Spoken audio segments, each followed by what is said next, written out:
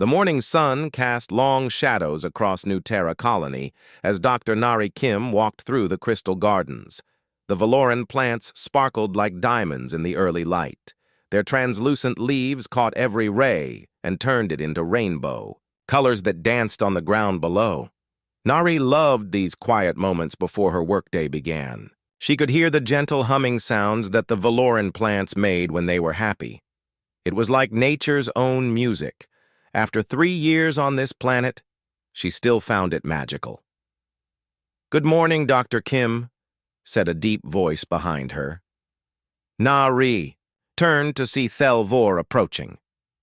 The Valoran scientist was nearly 8 feet tall with skin that looked like polished crystal. His face was kind, though alien features made him hard to read at first. Nari had learned to recognize the slight color changes in his crystalline skin that showed his emotions. "Good morning, Thelvor," Nari replied with a smile. "The garden looks beautiful today." "Indeed it does. The plants sing louder when you visit them. I believe they know you care for them." Nari laughed softly. "That's silly. Plants don't have feelings." "On Earth, perhaps. But here on New Terra, many things are different than what your science books taught you." They walked together toward the Interspecies Research Center. The building was a marvel of cooperation between human and Valoran engineering. Human steel and concrete mixed with Valoran crystal formations that grew like living walls. "How is young Kyomin doing with his studies?" Thelvor asked. Nari's face brightened at the mention of her adopted son. "He's doing very well. Jiho has been teaching him how to repair the colony's power systems. Kyomin has such clever hands for a 10-year-old. The boy is fortunate to have found parents who love him despite the differences between our species." "There are no differences that matter when it comes to love," Nari said firmly. Thelvor's crystalline skin shifted to a warm golden color. Nari had learned this meant approval or happiness. "Your species has much wisdom about the heart, Dr. Kim." They entered the research center where other scientists were already at work. Humans and Valorans worked side by side, studying plant samples and analyzing data on large screens. The air hummed with quiet conversation in multiple languages.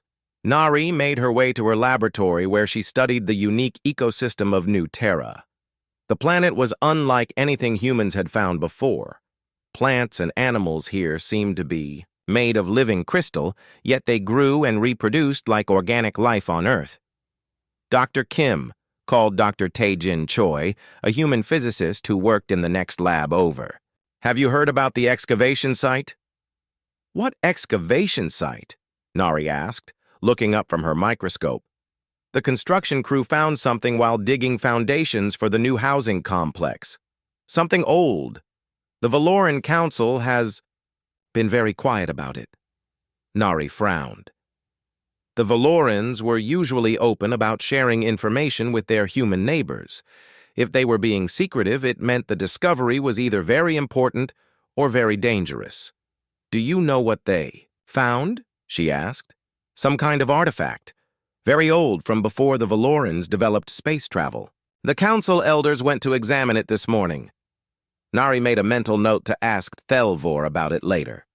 She returned to her work, examining samples of Valoran plant tissue under high magnification. The cellular structure was fascinating. Unlike Earth plants, these had geometric patterns that looked almost mathematical. The workday passed quickly. Nari was deep in analysis when her communication device chimed with an incoming call. "Nari, you need to come home right away," came Jiho's voice. He sounded worried. "What's wrong? Is Kyomin hurt?" "No, he's fine. But something strange is happening in the mining district. There are reports of some kind of energy discharge. The colony administrators want all non-essential personnel to stay indoors." Nari packed her equipment quickly. As a xenobiologist, she might be needed if this energy discharge was affecting local plant or animal life. She said goodbye to Thelvor and headed home. The walk through the colony streets showed her that something was definitely wrong. Usually, human and Velaran children played together in the parks while their parents talked nearby. Today, the streets were nearly empty. The few people she saw were hurrying toward their homes with worried expressions. Nari arrived at her house to find Jiho pacing in the living room. Her husband was a practical man who rarely showed anxiety, so his behavior alarmed her. "What exactly happened at the mining site?" she asked. "The construction crew was digging near that artifact Dr. Choi mentioned. They hit it with heavy equipment by accident. There was some kind of explosion, but not fire or smoke. More like a wave of energy that spread out in all directions. Was anyone hurt? That's the strange part. The humans working there felt dizzy for a few minutes, then recovered. But the Valoran workers became very sick. They had to be taken to the medical center." Nari felt a chill of worry. "Where is Kyomin?" "In his room, doing homework." "But Nari, there's something else. The energy wave killed all the plants in a circle around the excavation site. They just turned to crystal dust and blew away." Before Nari could respond, Kyomin appeared in the doorway. Their adopted son was small for his age, with the pale crystalline skin common to young Velarans. His large eyes held an intelligence that often surprised human adults. "Mother, father," Kyomin said in his careful English. "The elders are calling an emergency meeting. All families must attend." "When?" Jiho asked. "Now. The message crystals are singing throughout the colony." Nari could indeed hear a low, resonant tone coming from the Valoran communication crystals mounted on buildings throughout the colony. The sound was beautiful, but urgent. The family walked together toward the colony's central meeting hall. Other families were emerging from their homes, both human and Velaran. Everyone looked concerned and confused. The meeting hall was crowded when they arrived. Elder Mordis stood at the front, his ancient crystalline features grave. Other council members flanked him, their skin colors showing deep worry. "Friends of New Terra," Elder Mordis began, his voice carrying clearly through the hall. "Today, an ancient thing has been awakened. Something our people buried long ago because it was too dangerous to destroy." Murmurs rippled through the crowd. Nari felt Kyomin move closer to her side. The artifact damaged by today's excavation was a containment device. Inside it was something our ancestors called the Life Eater. Now it has been released. The elders. Words sent a wave of fear through the assembled colonists. Nari squeezed Kyomin's hand reassuringly, though her own heart was racing. "What does this mean for us?" called out Hyun-Woo Lee, the colony's security chief. Elder Mordis's crystalline skin darkened to a deep blue color that Nari had never seen before. "It means, my human friends, that all our lives are now in great danger." Outside the meeting hall, the first tendrils of a strange green energy began to creep across the ground, consuming everything organic in their path. The green energy moved like a living thing across the colony grounds. Nari watched from the meeting hall window as it crept over the flower beds outside. Where the energy touched, beautiful Valoran crystal plants turned to gray dust and scattered in the wind. "Everyone must return to their homes immediately," Elder Mordis announced. "Do not touch anything the green light has contacted. Do not breathe the dust that remains." Families began leaving the hall in organized groups. Hyun-Woo Lee and his security team guided people along safe paths, away from the spreading energy. Nari held Kyomin close as they walked home with Jiho. "What is that thing, Mother?" Kyomin asked, pointing at the green glow that now covered 3 city blocks.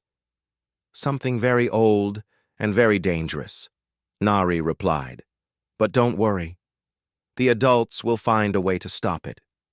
She hoped her words were true. Back at their house, Jiho immediately began checking their emergency supplies. As a colony engineer, he kept their home well prepared for disasters. But this was unlike anything they had planned for. "I'm going to call the research center," Nari said. "Maybe Thelvor knows more about this artifact. The communication device." connected her to the Interspecies Research Center. Thelvor's image appeared on the screen, his crystalline skin showing deep concern through its dark blue color. "Nari, I am glad you are safe," he said. "The situation is worse than Elder Mordis," revealed at the meeting. "What do you mean?" The artifact was not just a containment device. It was a weapon created during the ancient wars between our people and a species that no longer exists. The weapon was designed to consume all organic matter to starve enemy populations. Nari felt sick. "How do we stop it?" "Our ancestors never learned how to stop it. They could only contain it. But the containment device has been broken." That night, Nari barely slept. Through their bedroom window, she could see the green energy spreading further across the colony. It moved slowly, but never stopped. By morning, it had reached the edge of the agricultural district, where most of the colony's food was grown.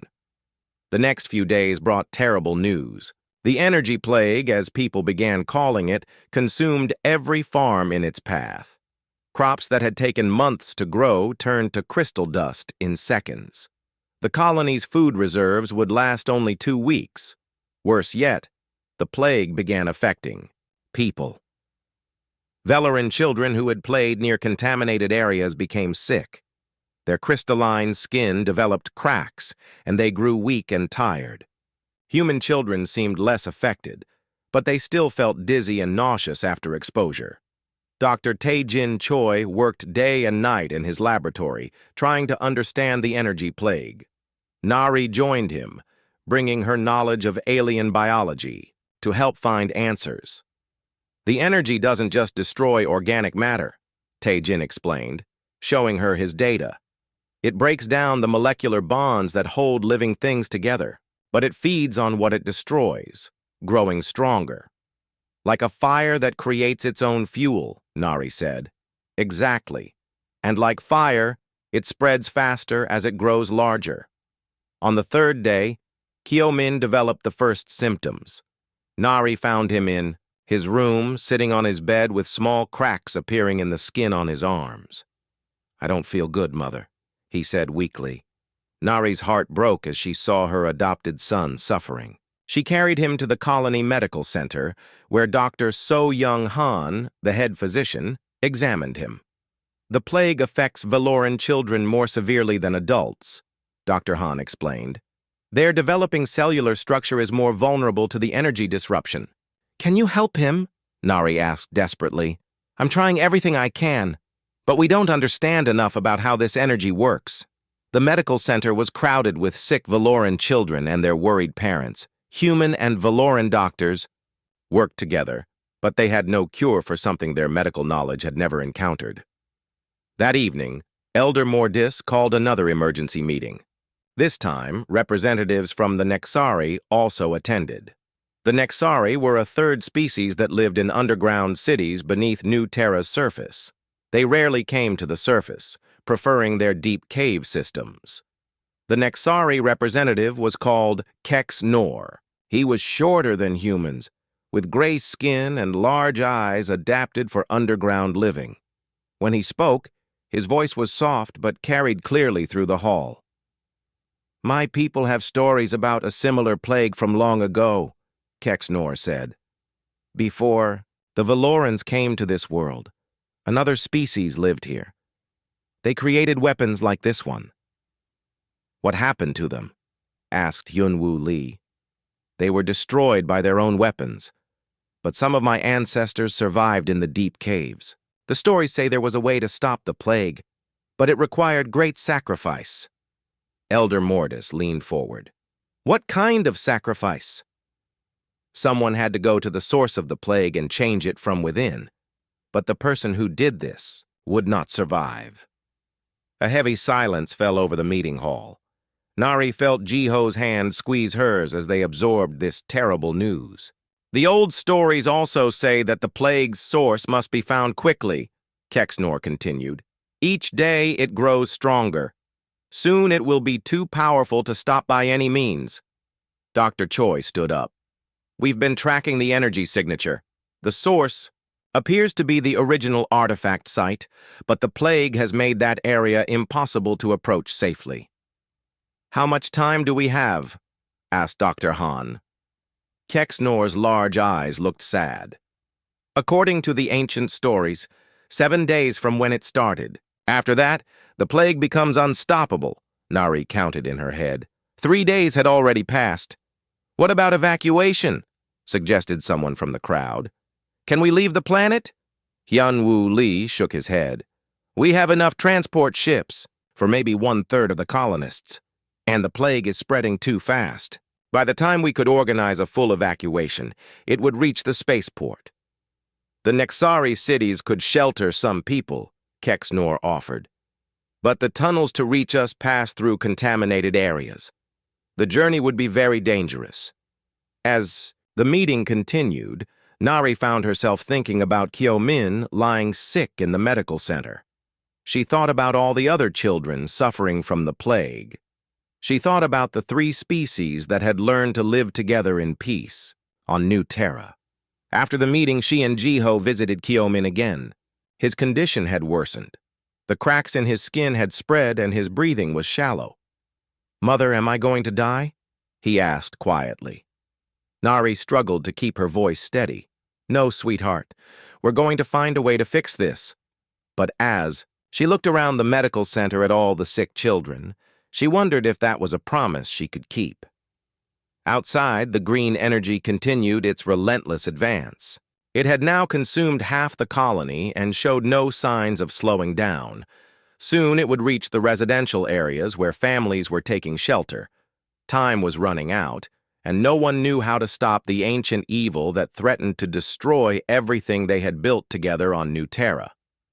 The 4th day brought more bad news. Kyo-min's condition was getting worse. The cracks in his crystalline skin had spread across his face, and he could barely eat. Dr. So Young-han tried everything she knew, but nothing helped. Nari sat beside, his bed in the medical center holding his small hand. Other Valoran children nearby were just as sick.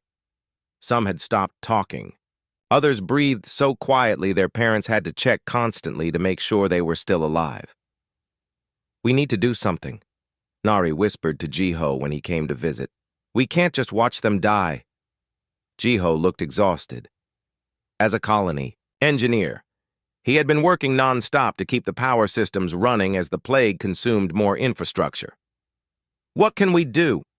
The Valoran Council won't let anyone near the artifact site. They say it's too dangerous."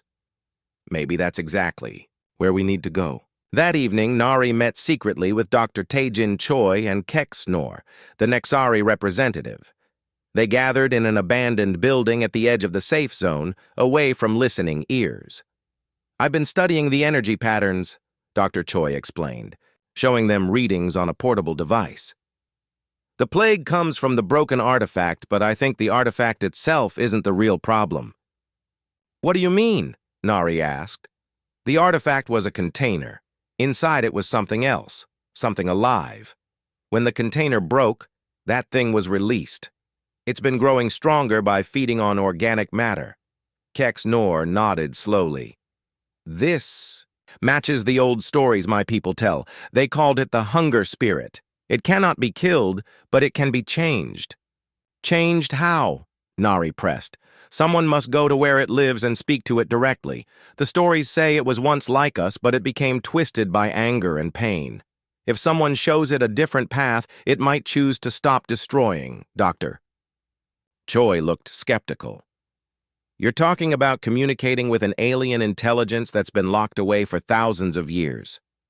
How do we know it will listen?" "We don't," Keksnor admitted. "But the stories say it responds to sacrifice. When someone is willing to give their life to save others, it understands that kind of love." Nari felt a chill, but also a strange sense of hope. Where exactly would someone need to go? To the original excavation site. But the energy levels there are deadly. Humans might last a few minutes longer than Valorans, but not much longer. Over the next hour, they worked out a desperate plan. The old mining tunnels that ran beneath the colony could provide a path to the artifact site. The tunnels were partially contaminated, but not as heavily as the surface routes. Dr. Choi estimated that someone in a protective suit might survive long enough to reach the site. But once there, they would need to remove the suit to make direct contact with the entity inside the artifact. "It's a suicide mission," Jiho said when they told him about the plan later that night. "I won't let you do it." "It might be our only chance," Nari replied. "Every day we wait, more children die." "Then I'll go. I'm an engineer. I understand systems and machines better than you do, but I'm a xenobiologist. If we're right about this entity being alive, I have the best chance of communicating with it." They argued quietly in their kitchen while Kyo-min slept in the next room. Finally, Nari made a decision that she didn't tell her husband about. The next morning, she visited Kyung-ho Yoon, a young engineer who specialized in protective equipment. She told him she needed a modified environmental suit for research in contaminated areas. "I can build something that might give you 15 minutes in a heavily contaminated zone," Kyung-ho said. "But Dr. Kim, the readings from the artifact site show energy levels that would kill anyone in seconds. Just build the best suit you can. That's all I ask." While Kyung-ho worked on the suit, Nari spent time with Kyo-min. Her adopted son was weaker each day, but his mind was still sharp. "Mother, why do you look so sad?" he asked during one visit. "I'm worried about you, sweetheart." "I'm not afraid," Kyo-min said softly. "You and Father taught me that love is stronger than fear. Even if I die, your love will still be with me." Nari had to leave the room to cry where he couldn't see her. That evening, Elder Mortis made an announcement that crushed everyone's remaining hope. The Valoran Council had decided that the plague was divine punishment for allowing other species to live on their sacred world. They would not permit any interference with its natural course. "Natural course?" Hyun-woo Lee shouted at the emergency meeting. "Children are dying!" "Perhaps that is what the spirits require," Elder Mortis replied coldly. Many Valorans in the audience disagreed with their elder, but tradition prevented them from openly challenging his authority. Thelvor looked ashamed of his leader's words. After the meeting, Nari made her final decision. She went to Kyung-ho and collected the environmental suit he had finished. Then she wrote letters to Jiho and Kyo-min, explaining her choice. "I cannot watch our son die when I might be able to save him," she wrote to Jiho. "If I don't try this, I will never forgive myself. Please help Kyo-min remember that everything I did was because I love you both." To Kyo-min, she wrote simpler words. "My brave boy, always remember that you are loved by 3 species. You are the bridge between our peoples. Live and help others build a better world." Late that night, Nari gathered her equipment and headed for the entrance to the old mining tunnels. She had memorized the route that would take her to the artifact site. She knew she was probably going to die, but she also knew she had to try. As she reached the tunnel entrance, she found Jiho waiting for her. "I knew you would try this," he said quietly. "Don't stop me. Please. I'm not here to stop you. I'm here to say goodbye." He pulled her into his arms. "Save our son. Save all the children. But know that you are the bravest person I have ever met." They held each other in the darkness, knowing it would be the last time.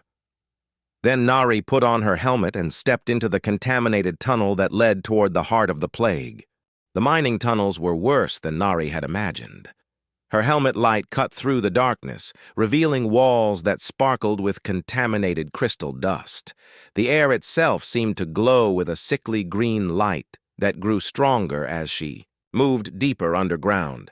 Her protective suit beeped quietly, measuring the energy levels around her.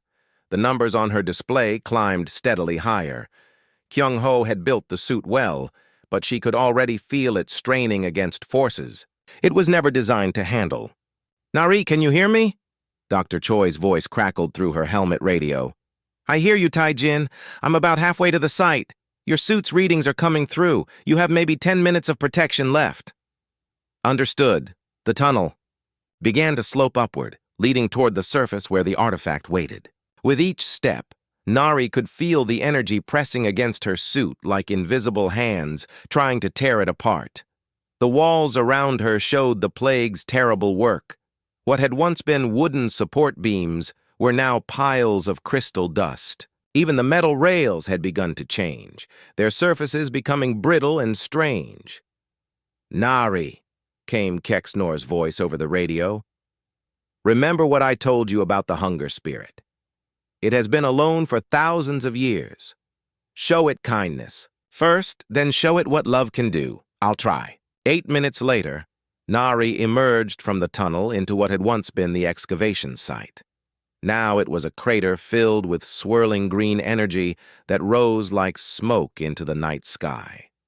At the center stood something that made her gasp. It was beautiful and terrible at the same time. A structure made of crystal and energy, 30 feet tall, pulsing with inner light. But within that light, she could see a shape that looked almost like a person, trapped and writhing in eternal pain. Her suit alarm started screaming. The energy levels here were beyond deadly. "Nari, get out of there!" Jiho's voice shouted through the radio. "The readings are off the charts." "I can't leave now. I'm so close." She walked toward the crystal structure, each step feeling like she was moving through thick water. The energy fought her, tried to push her back, but she kept going. Halfway there, her suit began to fail. Cracks appeared in her helmet's visor. The protective layers started dissolving like paper in acid. "Nari, please!" Jiho's voice was desperate. "Now, come home to us!" "Tell Kyomin I love him," she replied, then turned off her radio. She couldn't let their voices distract her from what she needed to do. 3 steps from the crystal structure, her suit finally gave up. The helmet cracked open, and the body protection fell away in pieces. The energy hit her like fire, burning through her skin and into her bones. But she kept walking. When she touched the crystal surface, the world exploded into light and pain and something else. Something vast and ancient and incredibly lonely. She was no longer Nari Kim, human xenobiologist. She was connected to the entity that lived within the crystal, feeling its emotions as if they were her own. The hunger spirit had once been like her, a scientist of its long-dead species. But war had changed it, twisted it into a weapon of pure destruction. For thousands of years it had been trapped, forced to destroy everything it touched, unable to stop or die or find peace.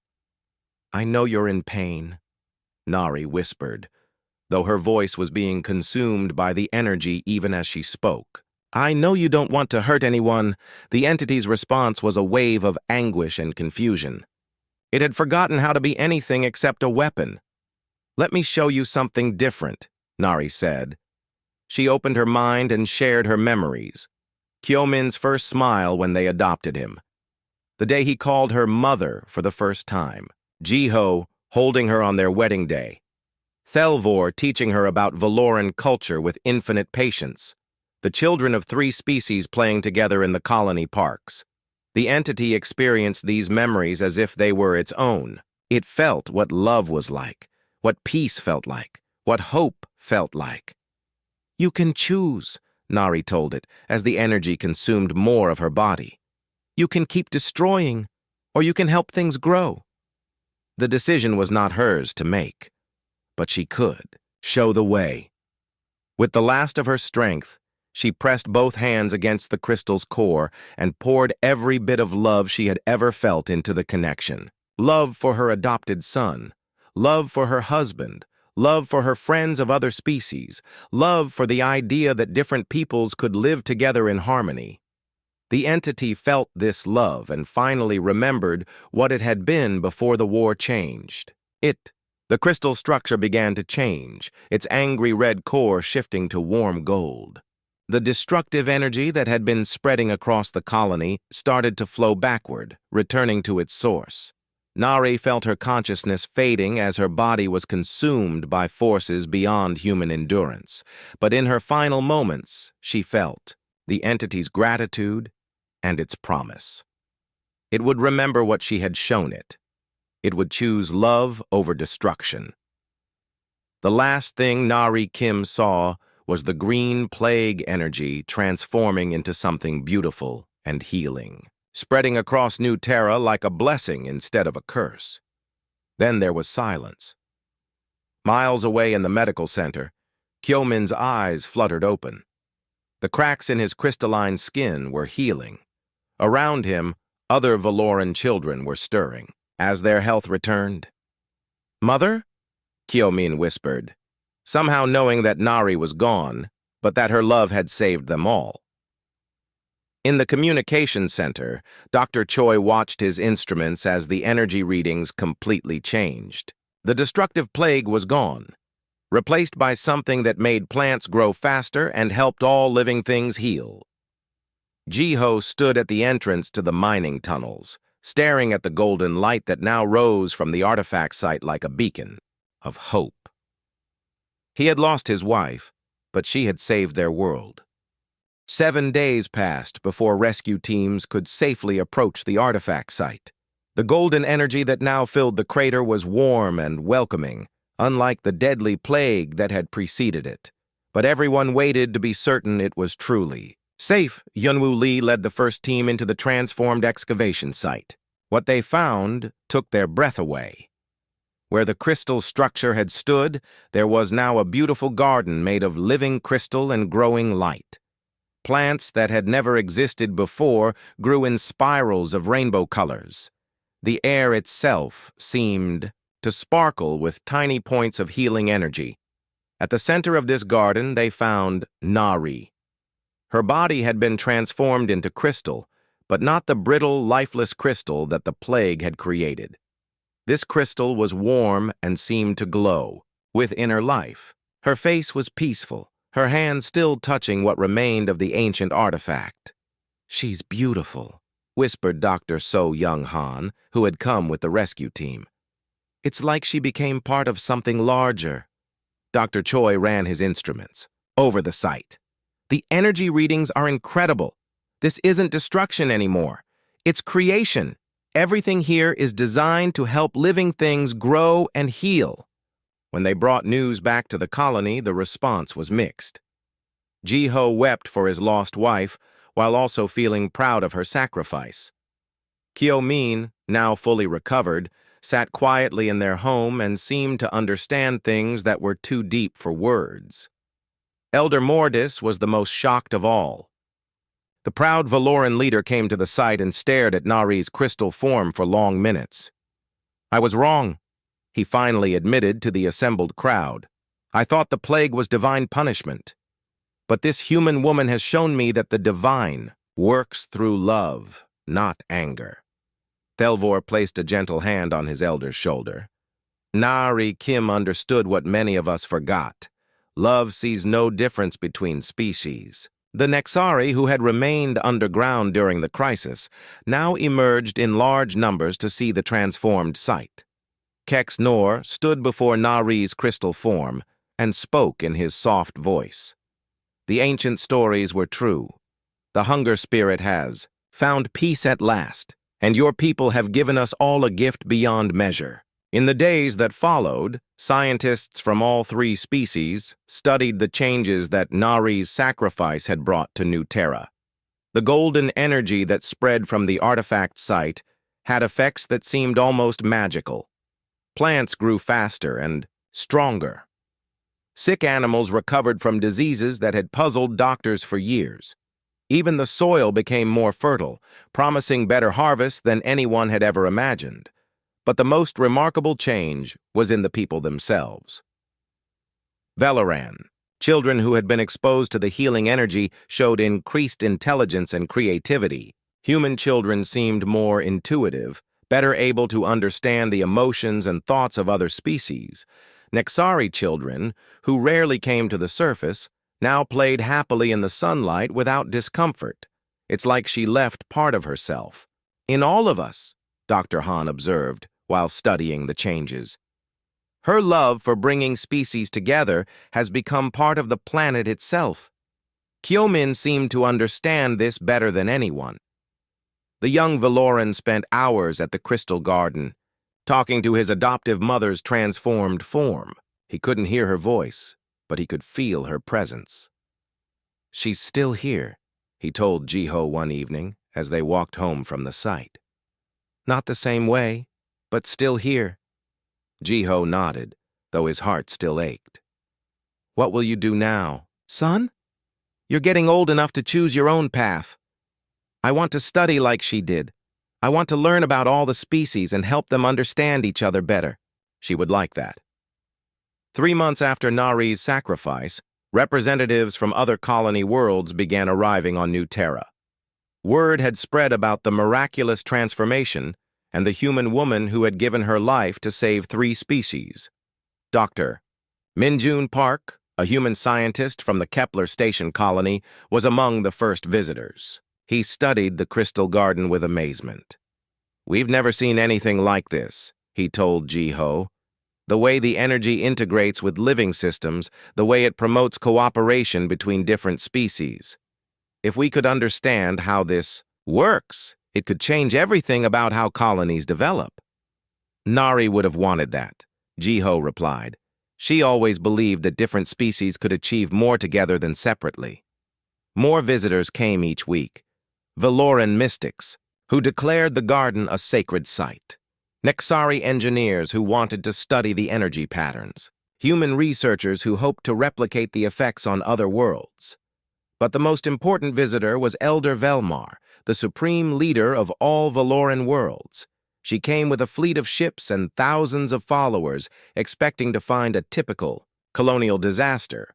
Instead, she found 3 species working together more harmoniously than any colony in recorded history. "How is this possible?" she asked Elder Mordis as they toured the integrated research facilities where humans, Velerans, and Nexari worked side by side. "One human woman showed us what we had forgotten," Mordis replied. "That love is stronger than fear, and that sacrifice can transform even the darkest evil into something beautiful." Elder Velmar met with Kyomin, now 14, and already showing remarkable skills in interspecies communication. "Young one, you have lived with humans since you were small. What have they taught you that we Valorans might learn?" Kyomin thought carefully before answering. "They taught me that family is not about what species you are. They taught me that when someone you love is in danger, you protect them no matter the cost. And they taught me that even when someone dies, their love continues to live in the hearts of those they saved." Elder Velmar was quiet for a long moment. Then she made an announcement that shocked everyone present. "I hereby declare New Terra Colony to be a sacred site for all species. Let it be a place where people come to learn how different races can live as one family." 6 months after the crisis, the first Unity School was established near the Crystal Garden. Students from dozens of worlds came to study interspecies cooperation. The curriculum was based on Nari's research notes and the example she had set. Kyomin became the youngest teacher in the school's history, sharing his unique perspective as someone who had been loved across species boundaries. Jiho found purpose, again by establishing the Nari Kim Foundation for Interspecies Medical Research. The foundation used the healing properties of the transformed site to develop treatments that worked for multiple species. But perhaps the most meaningful change was smaller and more personal. Throughout New Terra Colony, families began adopting children from other species. Humans raised Valoran youngsters. Valorans cared for human orphans. Nexari families welcomed children from the surface world. Each adoption was done in memory of Nari Kim, the woman who had shown that love knows no boundaries between species. The Crystal Garden grew larger each year, as if Nari's spirit continued to spread her gift of unity across the world she had died to save. 5 years had passed since Nari Kim stepped into the fire to save her world. New Terra Colony had become something unprecedented in galactic history, a thriving interspecies civilization that other worlds studied and tried to copy. Kyomin, now 19, stood before the crystal garden where his adoptive mother rested. He had grown tall and strong, his crystalline skin showing the healthy glow that all Vellorans possessed on New Terra. In his hands, he held his graduation certificate from the Unity School's Advanced Interspecies Biology program. "I did it, Mother," he said softly to the crystal form. "I'm going to be a scientist like you." The crystal seemed to pulse gently with golden light, as it always did when Kyo-min spoke to it. Whether this was his imagination or something more, he had never tried to determine. It was enough to feel her presence. "Kyo-min," called a familiar voice behind him. He turned to see Dr. So-Young-han approaching. The human doctor had become like an aunt to him over the years, helping Jiho raise him after Nari's death. "Are you ready for the ceremony?" she asked. Today was the 5th annual day of sacrifice, when New Terra honored Nari's memory and celebrated the unity she had made possible.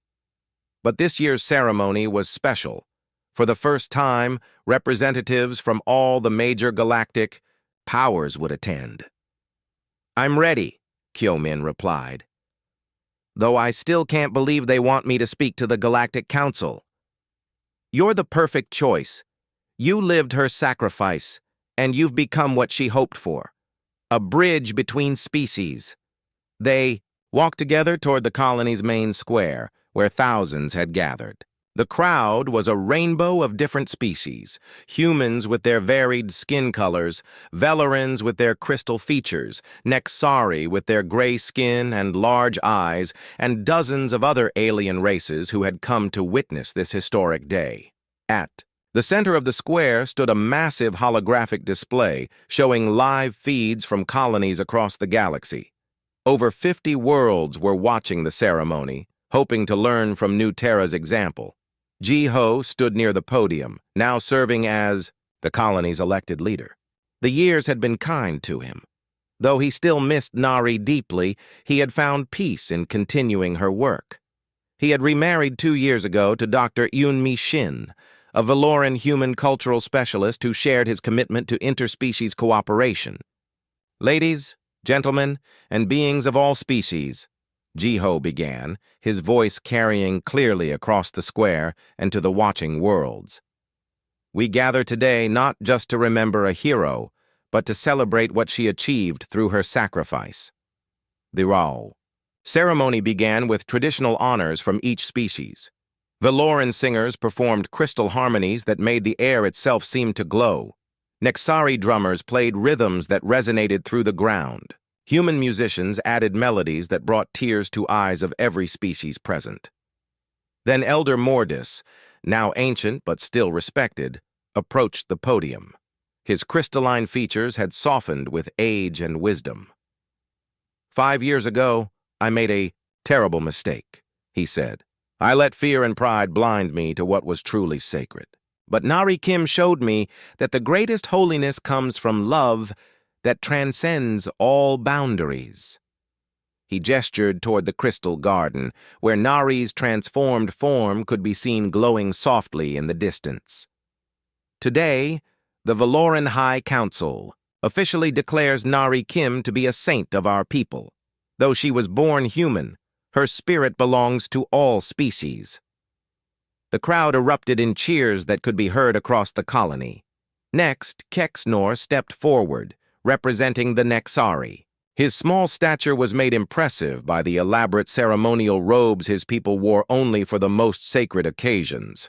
"The Nexari people have voted to name our greatest honor after this remarkable human," he announced. "The Nari Kim Medal for interspecies service will be awarded annually to those who build bridges between different peoples." More applause filled the square, but the biggest surprise came when a new figure approached the podium. Ambassador Tal Wind was a member of the Zephyrian Empire, the most powerful multi-species alliance in the galaxy. His appearance on New Terra was unprecedented. By unanimous vote of the Galactic Council, Ambassador Tal Wind declared in his deep, resonant voice, "Nari Kim is hereby inducted into the Registry of Galactic Heroes. She is the first human to receive this honor from all member species." The crowd fell silent in amazement. The registry of galactic heroes contained fewer than 50 names collected over thousands of years. To be included was the highest honor any being could achieve. Furthermore, the ambassador continued, the Council has approved the New Terra Accords, establishing this colony's methods of interspecies cooperation as the standard for all future galactic settlements. Jiho wiped tears from his eyes as he realized what this meant. Nari's sacrifice had not only saved New Terra, but had changed how the entire galaxy approached relationships between species. Finally, it was Kyomin's turn to speak. The young Valoran walked to the podium, looking out at the thousands of faces, representing dozens of species. Beyond them, he knew millions more were watching from across the stars. My name is Kyomin Kimpark, he began, using the combined surname he had chosen to honor both his adoptive parents. 5 years ago, my human mother stepped into fire to save me and everyone else on this world. His voice was steady, though his crystalline skin showed the emotion he felt. She taught me that love is not limited by the shape of your body or the color of your skin. Love sees only the heart, and the heart is the same in every species that has ever lived. He paused, looking toward the crystal garden. Today, I want to share something that scientists from 3 worlds have confirmed. The energy that my mother left in this place is not just healing our planet, it's changing us. Children born since her sacrifice show increased empathy for other species. They learn languages faster. They solve problems by working together instead of competing. Murmurs of amazement rippled through the crowd. My mother died to save us from an ancient evil, but her love is creating something new. The first generation of truly galactic citizens, people who see all species as family. The crowd was completely silent now, hanging on every word. In 50 years, when these children become leaders, war between species will become impossible. Not because of laws or treaties, but because they will be incapable of seeing other species as enemies. Kyomin's voice grew stronger as he reached his conclusion. This is Nari Kim's true legacy. Not just that she saved New Terra, but that she started the transformation of the entire galaxy. Every child born here carries her gift forward. Every colony that follows our example spreads her influence to new worlds. He raised his hands toward the stars. Mother, your sacrifice was not just for us. It was for the future of all species, everywhere. Today, a galaxy honors your name. Tomorrow, your love will unite the stars themselves. The response was immediate and overwhelming. Beings of every species rose to their feet, cheering and crying and celebrating together. The sound could be heard from orbit, where ships from 50 worlds had gathered to witness this historic moment. As the ceremony continued with music and feasting, Kyomin returned to the crystal garden. He found Jiho and Dr. Han there, along with many others who had known Nari personally. She would be so proud, Dr. Han said, watching children of multiple species playing together among the crystal flowers. She would be amazed, Jiho added. I don't think even she imagined her sacrifice would change the entire galaxy. Kyomin smiled, feeling the warm glow of the crystals around them. I think she did know. In her final moments, when she connected with the hunger spirit, she saw what love could accomplish across all time and space. As night fell on New Terra, the crystal garden glowed brighter, its light visible from space. On worlds across the galaxy, colonies were implementing the New Terra model of interspecies cooperation. Children who would never know war between species were being born on 100 different worlds.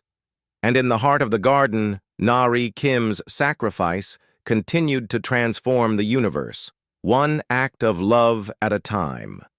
The woman who had stepped into fire to save one child had ended up saving all children, everywhere, forever.